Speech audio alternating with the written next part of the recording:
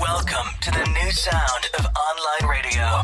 Welcome to the sound of Universal Broadcasting Network. 'Cause you make me feel like I've been locked out of heaven. A mix of today's hits and hard-to-find favorites, combined with the most entertaining and intriguing talk anywhere. This is your sound.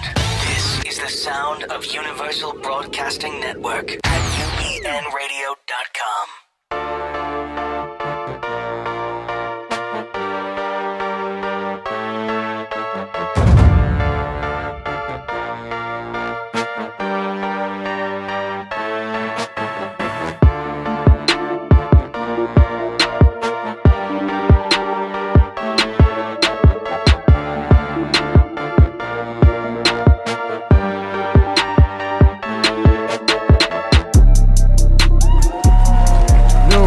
Yo. What's up? Yes. Good Friday afternoon, everyone. What's going on, man? Beautiful Good day today. Friday evening, absolutely. Welcome, everybody, all our viewers and listeners across the country and across the globe, actually. Welcome to another edition of Focus with Ron Frierson. Yes. I am your host, Mr. Ron Frierson, and to me I have my co-host and my brother here, Mr. Woody Wilson. Say hi to What's the up, people. Ron? What's going on, my man? Happy Friday to you. Now, Jarvis, real quick, I don't see the Facebook stream up yet, so hopefully it's up. And for you guys, if you guys don't see the Facebook stream, just bear with us and keep listening to us. I think it's up now. I see it now. Thank you so much. All right. So listen, guys, we got a lot to talk about today. This week has been action-packed, and we're going to have plenty of time to go through all of the stuff in regards to the drama that is pertaining to our presidential campaign. But before we go there, this is what I'm going to start with. I'm going to start with something I saw on Rachel Maddow, who's one of the smartest people on television. I love Rachel. Yeah, she posted a video from 2011 or 2012 with retired Supreme Court Justice David Souter. And what he said 4+ years ago is so profound, and it's something that we've been in the trajectory of, and it's not in a good way, for the past 10+ years. And I want to talk about that as soon as you watch this clip. It's roughly 2 minutes, so check it out. Play that for us, Jarvis. 1787 convention adjourned, what kind of government the Constitution would give us if it was adopted. And Franklin's famous answer was, a republic if you can keep it. You can't keep it in ignorance. I don't worry about our losing Republican government in the United States because I'm afraid of a foreign invasion. I don't worry about it because I think there is going to be a coup by the military, as has happened in some other places. What I worry about is that when problems are not addressed, people will not know who is responsible. And when the problems get bad enough, as they might do, for example, with another serious terrorist attack, as they might do with another financial meltdown, some one person will come forward and say, give me total power and I will solve this problem. That is how the Roman Republic fell. Augustus became emperor not because he arrested the Roman Senate. He became emperor because he promised that he would solve problems that were not being solved. If we know... That's profound. When was that? What year? That was 2011, 2012, and that was retired U.S. Supreme Court Justice David Souter. The reason why that's important is because from the beginning, I watched that entire speech that he gave. He was saying that one of the things that scares him the most about our democracy is that it's a representative democracy that requires the public to be adequately educated in order for it to work. There's no way that our democracy can work if we're all dumb. With dumb folks. With civil ignorance. And civil ignorance, and Woody, he made a point last week that I really thought I needed to hit home on, because we're giving President Obama's done a fantastic job. He has. But we need to understand that we have three separate but equal branches of government. The key is separate and equal. The president is the leader of the executive branch of government. That's just one branch of three. We have the legislative branch and we have the judicial branch, which is the Supreme Court. These are three separate layers of government, and they all have their specific powers, and one doesn't overrule the other. In order to make some sort of influence on one, the other two have to agree. Right. So there are checks and balances in this. So the only way that we are going to do things as a people that are going to influence our government to work for us the way we want it to work is that we need to understand where to point our efforts and where to point our aims. If you are concerned about the justice system and whether or not the police are acting wrong in your town, looking at the president, that won't do it. Okay, you look at the president and you vote for the president, understanding the roles and the duties of the president. But if you're talking about something that affects you at the local level, you have to vote at the local level. And this is the key. More people vote during presidential campaigns because it's sexy. But people in the House of Representatives, they're up for re-election every 2 years. That's right. Not every 4 years. It's every 2 years. And everyone knows that those off-presidential year elections are some of the lowest turnouts ever. So that means the most important. They have equal importance. I don't know if it's most important. But as far as the impact of your local area. Impact, they are very, very important. So if God willing, if we're on the air, in 2 years in 2018, when we have those midterm elections, hopefully we will be able to go ahead and have the same sort of effect and the same sort of turnout for these midterm elections as we do for these elections during the presidential years. If I could draw an analogy, it's like if you have a problem at Target and you go to the manager is the local effect, and the president of Target is the president of the United States. So you have to go to someone that can affect you immediately, and that would be your local government. So you can't look at Obama as the president of the corporation and blame him for what's happening locally, because you're not affecting it. What you blame the president for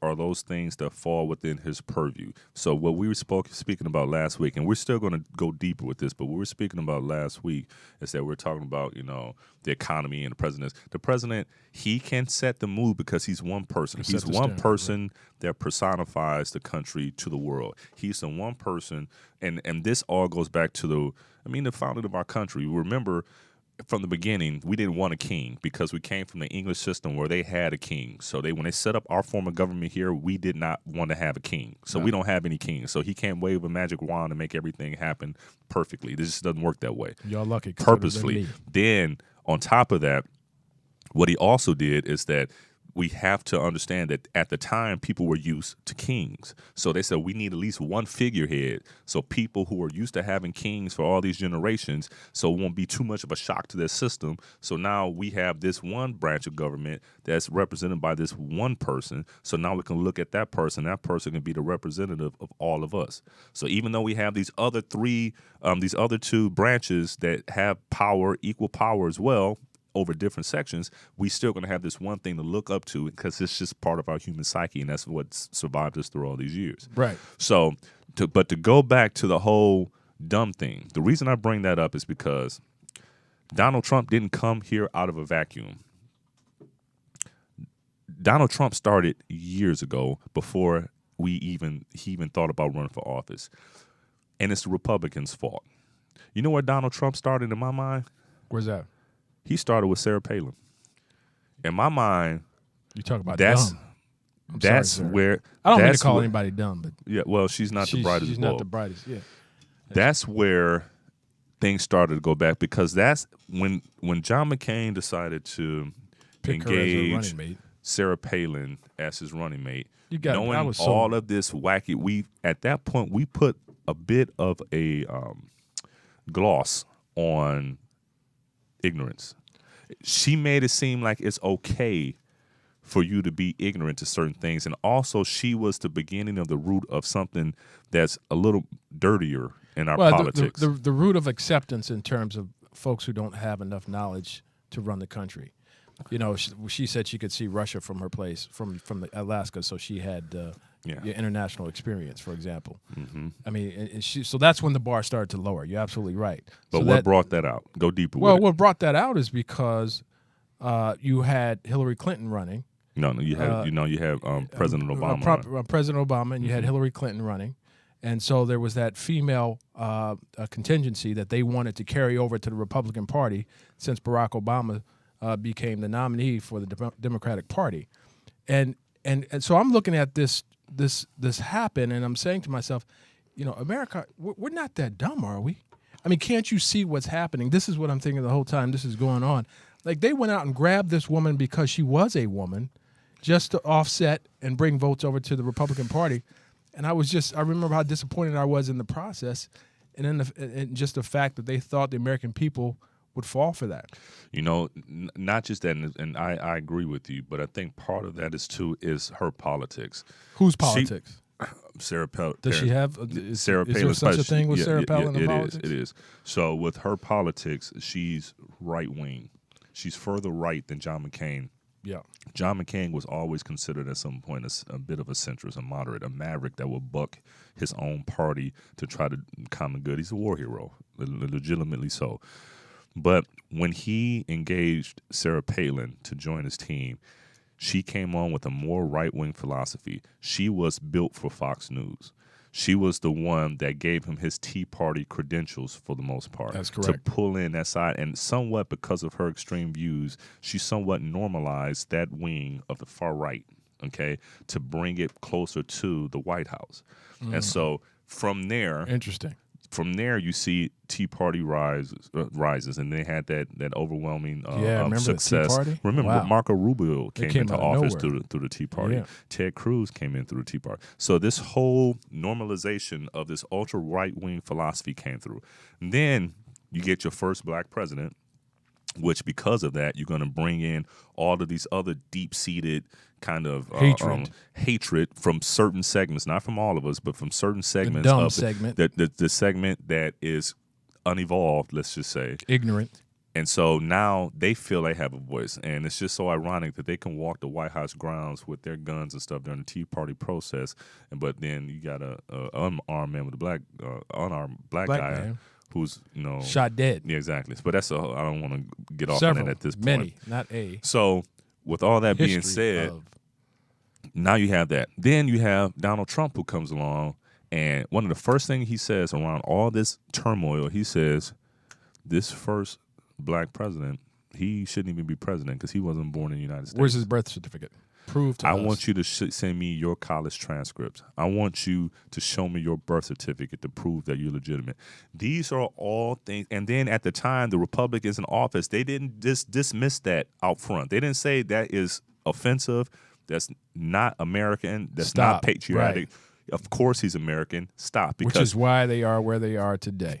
And that's why Donald Trump slowly built a head of steam, had quote-unquote legitimacy from the Republican Party. This is the reason why he was able to go toe-to-toe against 16 other Republicans during the primary process, and he was able to beat them to become the Republican nominee. You're absolutely right. So I'm glad you got there because you was going on. Well, this is my show. I can do that. I know, but you went way around. So, but that's what. But we got sophisticated Sometimes you listeners. don't come back. But you did this time. We have sophisticated listeners. Sometimes they can't follow you either. But they can. But you did it well today. But I usually I got to give do. you some more depth. I usually I do that. Yeah. You learn something. You need to learn something. Okay, now I'm gonna tell you something else. All okay. right. Mm-hmm. This is why there's a need for a civics class. Right. This is why there's a need for us to be sure that we are properly educating people in this country so that they won't be able to, so those that are in power, that want to stay in power, that they won't use the ignorance amongst us to help propel themselves to vote against their interests.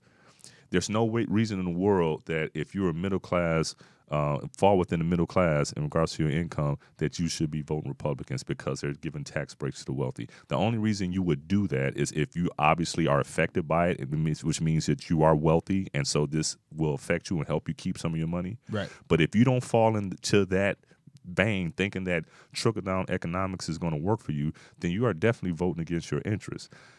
And if you vote against your interest, then what are you voting for? Some tribal stuff because you don't like the way they feel about gays or you don't like the way they feel about minorities. So you're going to choose to do that instead of voting what's in your real economic interest. Right. I don't know. I'm going to let you keep going, man. You kind of on to something. can. Keep going. I can. Preach. Okay. So now we get to the point where we have Donald Trump. Yes. A man again who tried to delegitimize the first black president, which means that he'll never get a black vote. It won't happen because it's too much. Well, of no, it is going to happen. We've seen his representatives of the African American contingency. When I said so black, he will get a few. Yeah, he will get those few. Very few. Because we're not one monolithic group, and Right, so some exactly. of us do think a little bit differently than others. But for the most part, in a block of voters, It's a wrap. It's a wrap. So then, because he didn't, the Republican Party let him go forward with this, thinking that they could control him. They were going because they love celebrities. Yeah. Politicians love celebrities anyway. They're out here all the time doing Yeah. fundraisers. But the Republicans, for whatever reason, they think celebrities are great politicians. Well, Ronald Reagan, yeah, Arnold Schwarzenegger, yeah, Donald Trump, True. Fred Thompson, God bless his soul. They wanted him to run for president. The guy that used Yeah. to he used to be on Law and Order and stuff like that. Now he does the commercials, Mutual Liberty or something. Well, he's passed away since, Yeah. but that's why I said They still rerun them though. this dude. Late at night. This dude. And he's gone. I wonder if he's getting a check. That was his family anyway. It's terrible. He ain't getting no checks. He don't need a check. What are you on one today, man? But anyway, so they legitimize all of this stuff. And then when they find out they can't control him, now they're turning the other way. They didn't think about turning the other way based on the stuff he was saying from our legitimately elected, duly elected president. They didn't turn away from him in the beginning of his campaign when he was making fun of people with physical handicaps, or the stuff he said about Mexicans being rapists and murderers, which is one of the most racist things to ever come out of a candidate's mouth. They didn't say anything about any of the other stuff he said, a zillion other things. Then he started talking bad about white women, saying how he's going to walk up to him, grab him by the crotch. Was it white women or women in general? Women in general, but have you seen his list of victims? Of crotch grabbers? I've never seen him in a woman in color that he grabbed their crotch. He has his type. Oh, he wouldn't do that because his sister would bust him in the eye. So all that being said, so now since he's tanking in the polls and they want to save their own butts, now they're trying to run away from him, which is so disingenuous and dishonest. I mean, that's the whole Republican Party, man. They really need to figure out what they stand for, because right now they're just flopping around trying to figure it all out without understanding that you've got to be for the people. And the world has changed. You know, the minorities in California are white men in California. Soon in 2020, white men across America will be the minority in this country. Latinos are fastly, growing as far as much as the other minority groups. But, you have to understand that the world is not what it used to be. The Republican Party has to change. They have to evolve. They have to evolve and represent the people and understand who the people are of this country. President Obama has a 55% approval rating. 55%. So we got to be sure, fantastic. and we need to be sure That's that pretty we high, understand. right? That's one of the highest approval ratings. It's amazingly high. Right. I think the last time a president came out of office with this high of a rating at this point in their presidency was back in Reagan first term, I believe. Yeah. So I'm not sure it was first or second term, but I believe it was first term. And if but you want more of that popularity. Yeah. The reason I'm bringing that up is that one thing we need to understand is that although Donald tries to separate us and try to... Which he does. Yeah, he tries to. He tries And to he separate has, us. in a certain manner. Well... And now he's talking about the process, how he won't back the process. Let me finish the point. Okay. When I say he's trying to separate it... real quick? Yeah, hold on a second, man. Man, you just getting hogging on my all the nerves. time. I'm going to beat your You only ass got after the show. 55 minutes. So check this out. So... Ain't that much beating listen. and beats. That's the joke of the day. So what I was going to say, the reason why is that when you have a 55% approval rating, it's not just blacks and Latinos that approve of you being president. That means that the majority of the major part of our population, which is white, that means they also approve of them. So we can't fall into this thing where we think that, all white people think that President Obama is. We only make up 12 between Latin Americans and or Hispanic Americans and black people. I think they make up maybe 13 or 14%. We make up maybe 11 or 12% of the population, and he has a 55% approval rating. So that tells you that the vast majority of white America also believes that he's doing a great job. So the Republican Party, to Woody's point, they need to become involved and understand where the country is, where it's going. Do you want to be a party relegated to the South men and what they deem to be uneducated people in the media, which I don't want to necessarily say uneducated, they're just voting against their interests. So there you go. Oh, now I can say something. Yeah, you can say something now. You done said it all. Listen, folks, you have to understand that if you look at, during these debates, if you look at Hillary Clinton, you look at Donald Trump, outside of the fighting and name calling and that type of thing, do you really understand what his policies are? Yeah, he wants to bring jobs back to America. Yeah, he wants to cut corporate taxes. He wants to build a fence, a wall, that whole deal. We all know what his top 3-4 priorities are. But do you know where he stands in world politics? No, you don't. How could you? Unless you know him personally, you talk to him on the phone. So how could you stand behind a man and say you want him to be the president of the United States because he knows how to run a business? He's filed bankruptcy 6 times. The only reason why he's still in business is because he created so much debt that the banks needed him to promote the properties in order to build income and start to generate revenue so they could get paid back. Otherwise, if it was me or you and any ordinary businessman, you would have been out of business a long time ago. So you really have to understand the person you're looking at to vote for. I like some of the things that he says. Bring jobs back to America, for example. I'm not for building a wall. I mean, that doesn't make any sense. I did a DNA Ancestry.com. I did a DNA test. My saliva in a tube, mailed it in, came back, and I found out that I am 36% Irish, 46% West African, and the remainder is somewhere in Europe. And so I bet if most folks, 99%. I was about to say something. I know you were. That's why I just kept talking real fast. Skip right over.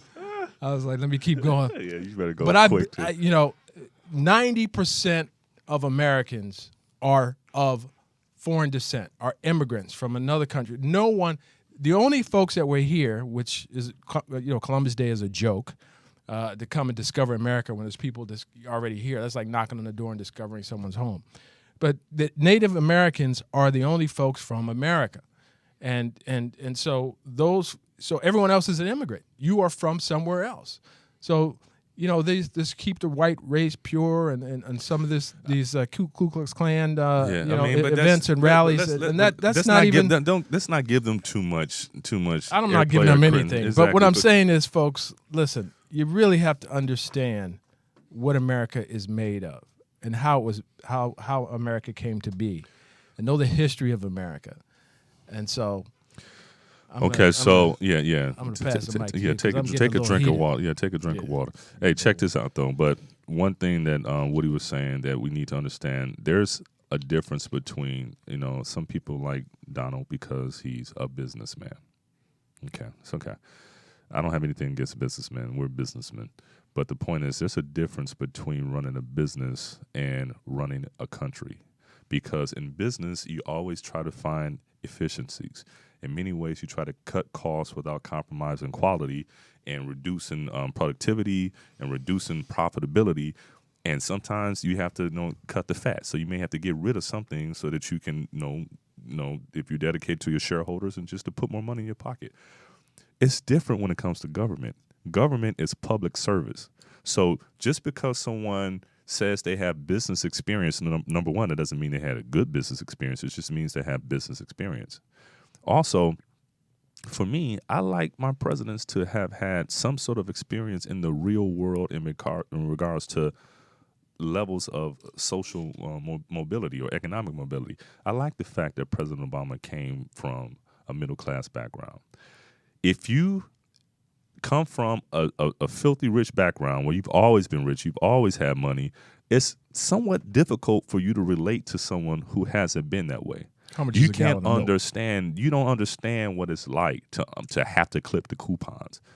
You don't understand what it's like to have to budget this or budget that, or call and ask for an extension on this before you pay the bill. You don't understand the everyday issues that many Americans have to deal with. You don't understand how in many cases, people work 2 or 3 jobs, not because they want to, but because they have to. You don't understand why doesn't everybody put their kids in a private school? Why doesn't you do? They don't understand that maybe you can't do that. That's why I say education is key, because the vast majority of all of our, especially the way things are going now, the vast majority of all of our children in the United States will go to public schools. There's no way around it. You can't build enough charter schools. There are not enough private schools, or they can't afford to go to the private schools. That means that our public school system will be the de facto go-to for the vast majority. I mean, clearly the vast majority of American students. So that's why we need to fix that. And it seems to me there's only one party that's truly committed to fixing the public school system, at least in rhetoric. In rhetoric, but not in actual. Well, they need to do better.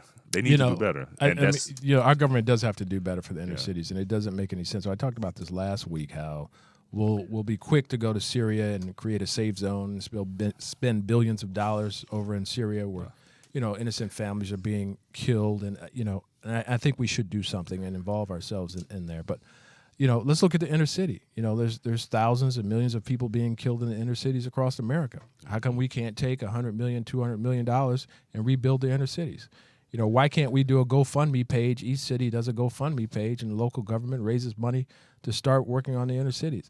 I mean, I think our focus is all off. I mean, if we want to correct this nation in terms of the ignorance, and you talked about dumb folks, the only way we could do that is through education and really devoting some time, effort, and infrastructure to develop. I think that the 2 key things you just said that would be major economic development initiatives would be, and you said both of them. Number 1, education. Number 2, infrastructure. Education will help for our future generations, provide them more opportunities, have them more engaged in their educational process, and it's going to raise better citizens.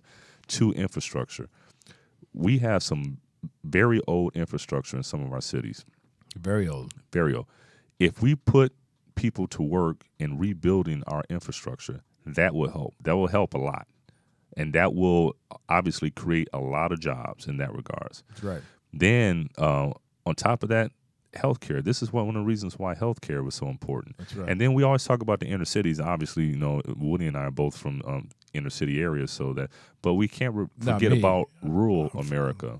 I'm not from the inner city. Rural America also is important. See, the thing is that we don't understand that many towns in rural America are dying because their kids grow up and they don't have any job opportunities there, so they end up having to fly over, or not fly, but go to live in another city, in the closest big city, because they can't find any sort of opportunities where they live.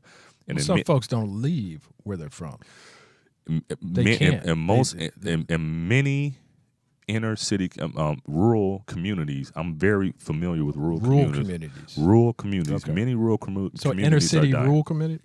Not inner cities. I'm talking about rural communities now. And rural communities, which are not inner cities. Right. That rural communities are actually, in many parts of the country, dying because they're getting older and older, and the people that don't leave, they're dying off, but their children have to leave and go and move to a different city or to move to the nearest city because there are no job opportunities where they live. And so that means that in those communities, there needs to be economic development efforts to help those communities as well, which includes education and infrastructure and whatever it is in regards to their local economic development efforts that the town is built on. And that's one of the bad things about, when they talk about NAFTA, that's one of the bad things. There could be a machine shop that used to be there back in the 80s. Right. It's not there anymore because of NAFTA. And that's where there's the blending of me coming from a Rust Belt state where manufacturing was huge, how I can understand some of the disenchantment with NAFTA and things like that. So that part of the Trump... well, when you develop a metropolitan area, you get the suburbs, and then you get the rural areas outside the suburbs. So you really have to focus on developing the inner city in terms of the infrastructure and getting people back to working. And you're absolutely right. We've got crumbling roads and bridges all over America that we've built bridges 150, 300 years old. I mean, I go to New York and I'm looking at these bridges like, you got to be kidding me, versus, not even Los Angeles. We've got crumbling bridges here, but newer cities like Las Vegas, where things are pristine, there's work to be done. And I think if we focus on, I remember Obama speaking about crumbling roads and bridges and focusing on infrastructure and getting America back to work again. I think we really need to focus on what's happening here in the United States of America, and stop policing the world. I mean, we do have a role in policing the world because we have stuck our foot in it for so many years. We can't just step out now. Well, but I think we need to really focus on the United States. Nations act according to the Niccolo Machiavelli, the prince. Nations act according. They act according to their interests. Okay.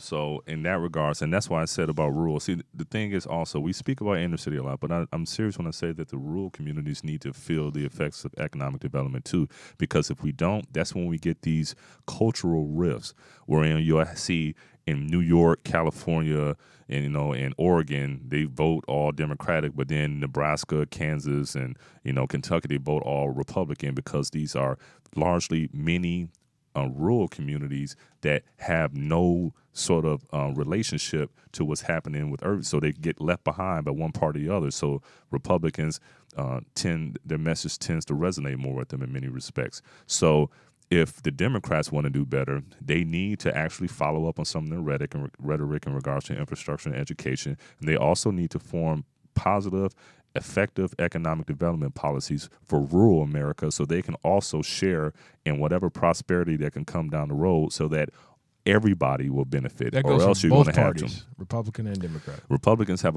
a longer way to go. Yeah. But absolutely, for both parties, that would be the case. Absolutely, that would be the case for both parties. So because what we don't want to do is that we don't want to build essentially two Americas, which is the way things are going now. With the tax policy. Haves and have-nots. Yeah. With the tax policy, the way things are going in regards to our fragmented media, wherein whatever you listen to, you can be reinforced. It's legitimate. Unless you're a truly free-thinking individual, it's very legitimate that you can go into this election thinking that it's an angel versus a demon. Well, or two demons. Oh, I heard. Hey, last night we were at this fundraiser, and there was a joke. Jay Leno was on stage, and he said, Hillary and Trump are in a sinking boat. Who wins or who's saved? And he said, America. So instead of saying, It's cold. Yeah, it is cold. Yeah. But there's no equivalent in the two. Compared to there's Trump, no equivalent. No. Compared to, even though Hillary has, and I don't like some of the stuff, but this is the way sausage is made. Lying Hillary. Yeah. I mean, I'm starting Trump, to look at this. Well, Trump is good. He's a good marketer. Really lying? Yeah, because Trump is an excellent marketer. He is and he sticks to those words. He'll stick it.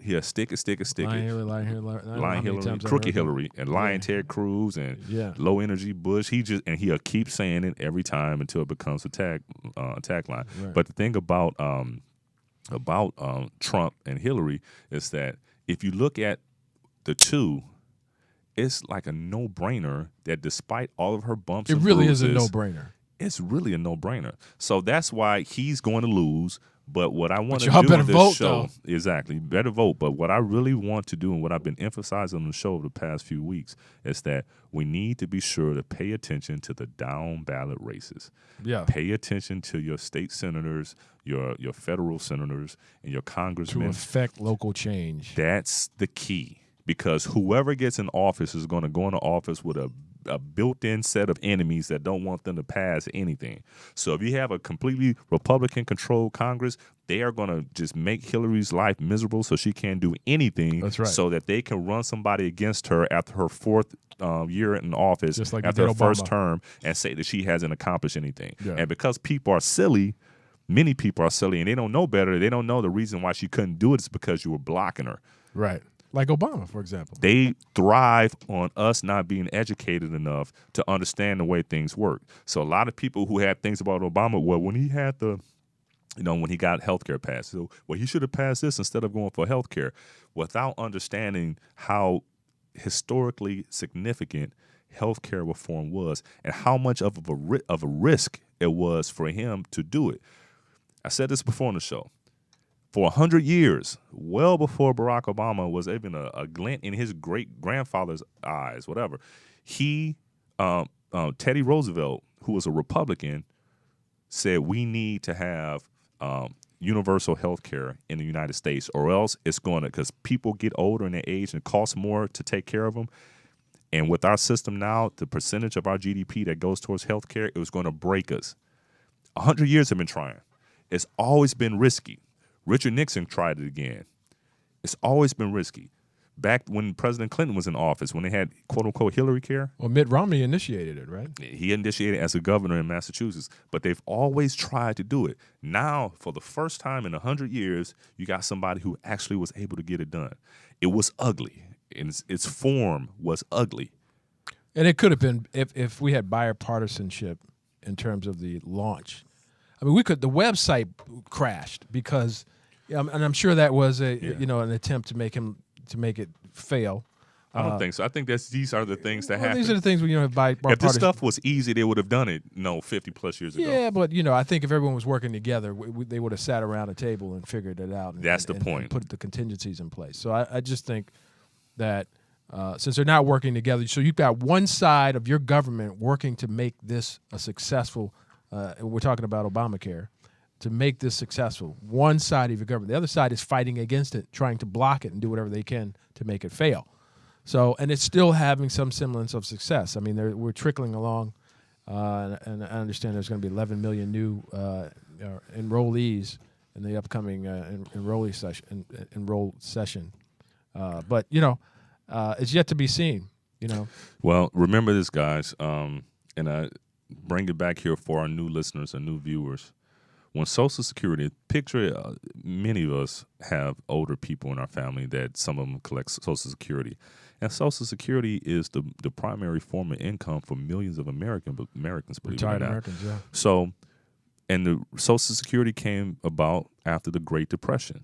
The Great Depression, you had people dying in the streets that could not, have a roof over their head because they were too old to work, and life expectancy back then was a lot shorter. But it probably has something to do with how hard life was. Mm-hmm. And Franklin Delano Roosevelt, President Roosevelt, he came forth with Social Security, and he was able to get it passed. But he had to get it passed in such a crude manner that Social Security back then is a hell of a lot different than what it is now. Back then, if you earned Social Security, it was primarily widows, primarily white widows. Domestic workers and agricultural workers, which at that time were primarily minorities, they weren't eligible for Social Security. They weren't eligible to vote either. They were not eligible for Social Security at all. So that means that they weren't covered by Social Security when it was first passed.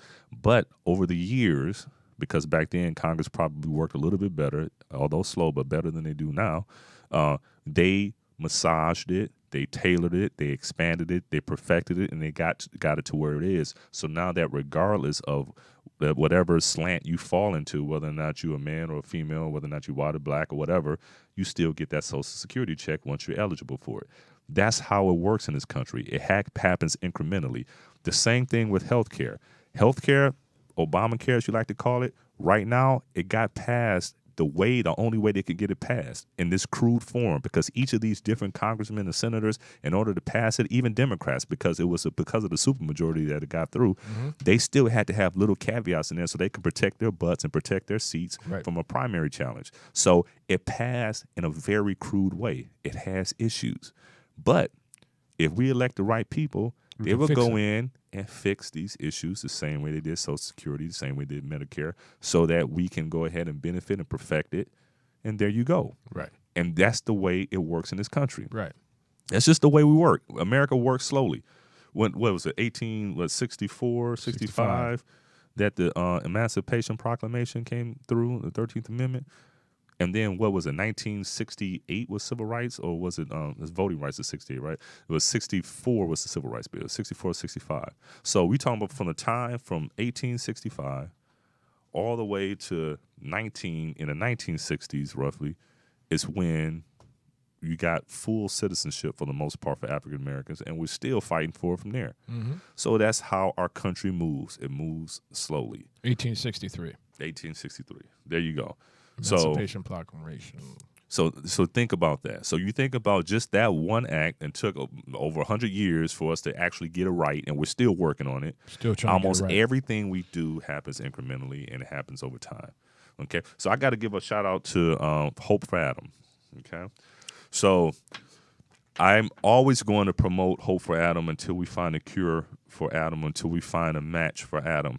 Adam is a close friend of mine. He's a 31-year-old father of 3. He's a wonderful husband, beautiful family, and Adam needs a bone marrow donor, and he needs a genetic match.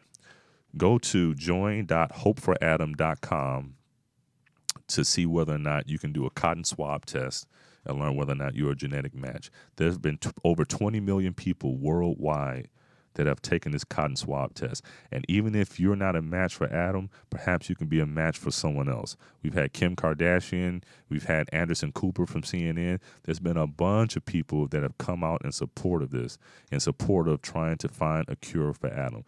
So let's do it. Let's get out there and do it. Time is of the essence. All it is a cotton swab. Just rub a Q-tip in your mouth, send it in, and you'll get tested. And then the thing is, once you get tested to see whether or not you're a genetic match with him, then from there, if you are, it's basically just like a blood transfusion. They just draw blood from you. It's not some painful process the way it used to be in the past. No, Medical like advances have come a long way. So please, guys, Adam needs it now to save his life. And if you can't save Adam, maybe what you do will save someone else's life. And if you ever had anyone in your family that has suffered from this ailment, then you understand how important it is for us to do what we can to make it happen. So Adam, get better. We're praying for you. And don't forget, join.hopeforadam.com. Great job. Yeah, of course, man. He's a good dude. Very good dude. So anyway, so did you, I'll do that in a second. So did you get a chance to see Michelle Obama's comments on this? You know, she's the #1 most beloved public figure in American politics today. Which poll is that? What rating is that? It's not an actual. I can't tell you the poll is. Okay. Michelle Obama. But she is loved. She is loved. Michelle Obama is love and respect. Amazing. Yeah. She's amazing, and I remember all the stuff she had to deal with when she was first, accepted as our first lady. And I remember Chris Rock in his stand-up special some years ago, and he said that first black man is going to get it. The first minority of anything is going to get it in this country. So he's talking about how Jackie Robinson got it. He's the first one to get it. Like the first one is going to catch hell. It's going to catch hell of everything. And you look at all the stuff that was said about her in the very beginning, and you look at her now. We're going to miss them. I'm telling you. I think we really are going to miss them. Without a doubt. They were transparent. They were clear. They were very great. They were great and real communicators. Are great communicators. Yeah. Real, down to earth. Real. You know. I don't think there's ever going to be a couple like them again. Yeah. I mean, wouldn't we be blessed to have someone else to come along like that? But I can't see it happening. Real. I mean, it's like there has been one. When Reagan left office, we had the whole Iran-Contra affair. When the first George Bush left office, it was, he actually left office in pretty high numbers, but Bill Clinton came in because he just didn't have the swag that Clinton got. You had to give it to Clinton. Obviously, we know what happened when Bill Clinton came out of office, the whole Monica Lewinsky scandal. He was a pimp. When there was a few women that came out. When George W. Bush came out of office, obviously Iraq went to hell, and he was just ready to leave. But when President Obama leaves office, I don't think that we've had a president, again, since Reagan, that has someone with such high character. Yeah. The way he's conducted himself, despite all of the stuff. I mean, he's a lot better than me. Some of the stuff that came his way. Better than you. Absolutely. And better me. than both of us. Absolutely. So everybody. Both, all the stuff that's coming this way. The world will give Obama once he leaves office. I mean, absolutely. He's going to make more money than he's ever had in his life, obviously, by just going around the world and speaking. Mm-hmm. I mean, he won the Nobel Peace Prize in the first, what was the first 6 months he was in office, just by reaching out across the aisle and trying to fix things. I mean, he's a phenomenal guy. He's highly intelligent. I think we got a phone call. Oh, we have a call coming in? All right, caller, thank you for calling in. Could I have your name and the city you're calling in from, please? Oh, my God. Do I have to say so? I just wanted to say hi, and you're having a great show. Oh, Thank you. Thank you. Is this, let me guess, is this Kathy? This is Kay. Hey, how's it going, Kathy. Kathy? Good to hear from you. How are you? Hey, we're doing well. What do you want to give us today? I know she want to give me. Oh, but I have a holiday event for special needs kids, and we're giving them toys. Okay. And Mrs. Claus got it. Okay. You okay, Phone is breaking up. Hey, Kathy, call us right back because you're breaking up. Call back immediately, okay? Because you're breaking up right now, and we'll pick up. So call right Oh, back. it's breaking up? Okay, Yeah. I'll Okay, call right back. Wait, Okay. Okay, go ahead. Thank you. Yeah. Yeah. So, call back, Kathy. So she's calling back. She's trying to give you that announcement in terms of what they're. Yeah, I'm not. Yeah, doing yeah. there. So, and guys, if you have questions, or please give us a call back or comments, give us a call at 323-843-2826, 323-843-2826, or you can email me at ronnie.frierson@gmail.com. And thank you guys again. Okay, I think she's back. I think she's back. Kathy, are you with Okay, us? is that a better connection? Sure Yeah, that's a lot is. better. We got about 15 seconds. So what's going on? Okay, number one, for all those people that thought Trump could possibly win, let it be known that I was the one that said he would totally implode. Ah, okay. So you forecasted it, huh? I forecasted it. I already said Yeah. he was never going to win because when I realized he didn't have any policies or any explanation of how he would do anything, then it didn't make any sense. Yeah. Well, I mean, his people are still supporting him. I don't think he's lost any supporters, but I don't think he's gained any either. Yeah, but No, he hasn't gained any, but of course there are going to be certain people, certain groups of people in the United States who support him, but it's not enough to put him over the line. Preach, Kathy. That's Okay. so true. Thank you so much Thanks for for calling. And calling Kathy, again. send me an email, give me a call, and because I know you were trying to promote something, so send it to me, and I'll be sure to say something about it on air. Okay. Okay, that sounds good. Okay. Okay. Bye-bye, Thank you, guys. Kathy. Have a great Have a good weekend. Okay. Same to you. Bye, Woody, with your cute self. Thank you, Woody. darling. I see me smiling. Bye. All right. There You you better watch go. yourself. Don't call here no more, girl. There you go, Wood. I see. That's what you get. All right. Yep. So listen, I have to speak about Zhivago watches in the few minutes we have left. Zhivago watches, fine timepieces, men's and women's fashions. Go to www.zhivagowatches.com. Again, www.zhivagowatches.com. So also you can get a discount if you go to Amazon and look it up at Zhivago watches as well. So really quick, I just got a comment from Kenneth D. Price. What crazy. You got the reverb. I love those watches. Yeah. Real quick, it says Kenneth D. Price, and we respect all opinions. It says, this is through Facebook, he said, Obama should have never won the Nobel Peace Prize. He escalated the drone bomb program in a way that far exceeds Bush. Worked to depose Gaddafi, arguably one of the most progressive African leaders, and Obama has watched the Palestinians get devastated without any serious inroads on Zionism. He's not happy about that either. So I can tell by the use of the word Zionism that, you have a different slant on things. But what I do respect about it is your opinion. You have an opinion. Right. Now, this is what I can say. Everything the president does is not glossy, and there's nothing that any president has ever done that everybody's going to agree on.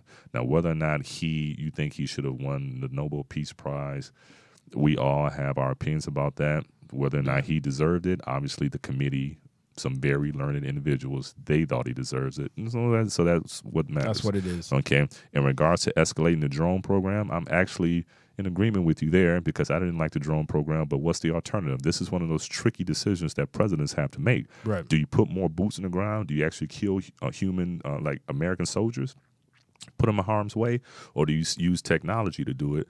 Because either way, there's going to be bloodshed, and I don't like the drone because I think the drones. I prefer drones over boots on the ground. Yeah, so it's one of those weird type of like. But I hear what he's decisions. saying. I hear what he's saying about the drones. Yeah, I understand that. Right. And so I want to go to. So in regards to work to depose Gaddafi, the whole thing with the Gaddafi is, there. I mean, we don't know the inner workings because there's so much stuff we don't know. Yeah, there's so much we don't know in regards to Gaddafi. And you also think about it, it was during the Green Revolution in Iran and the Arab Spring, the uprising, Right. and things that were going. Maybe there's a way for us to think that, okay, they've been tortured by this man for this many years, and these are the people who are uprising. Maybe we want to take our hands off, or maybe this is an opportunity for us to build better relationships with Libya going forth into the future without that man who was responsible for bringing down an American airplane or a Scottish airplane, I can't remember which one, back in the 70s. So there's so many things that are going on there that maybe you or I don't have enough information on, but it's easy to take sound bites from either side.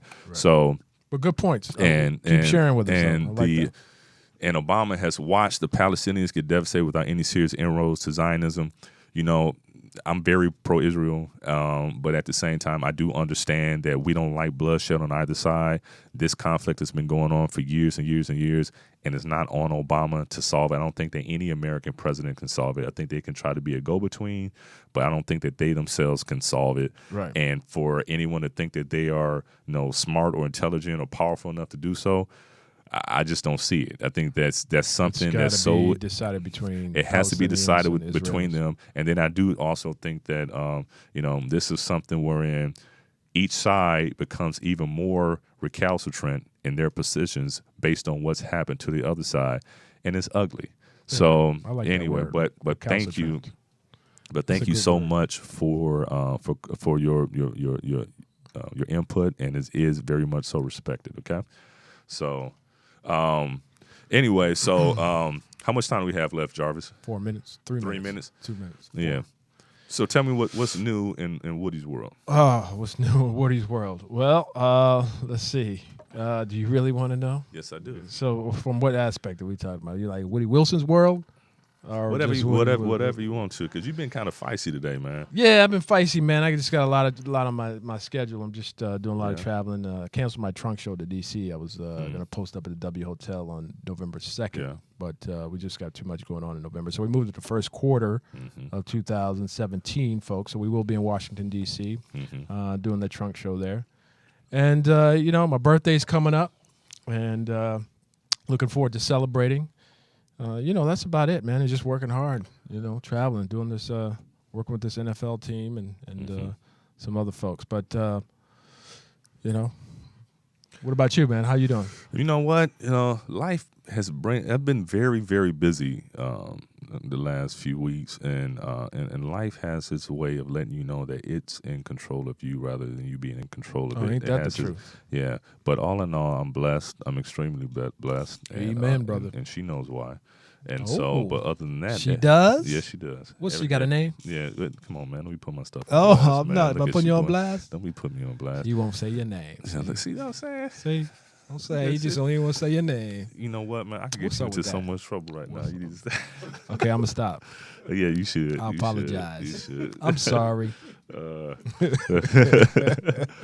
Jarvis, Ron over here sweating. Jarvis, look at it's hot in here, man. I don't usually wear a jacket. I don't really. Can you zoom in on that? Yeah. Why would you want to do that, man? What's up? Zoom in on that sweat, man. Man, whatever. Zoom in. You're not using your Nano Bright or something. Oh yeah, Nano Bright. Yes. That's what we forgot. Nano Bright. Yeah. Nano Bright is something that brought you from ugly to sweaty. Yeah, I was never as ugly as you. You was close though. I was close. I was 10th degree. 10th degree ugly. You 15. Damn. So I was 5th, but now I'm down to 4. Yeah. 4 degree. Nano Bright is basically vitamins for your skin. 10. Vitamins for your skin, a specially formulated version of vitamin C and vitamin B3. And it basically helps reduce hyperpigmentation, and it helps even out skin tone, and it works fantastically. You ought to go to nanobright.com, that's NANOBRYTE.com,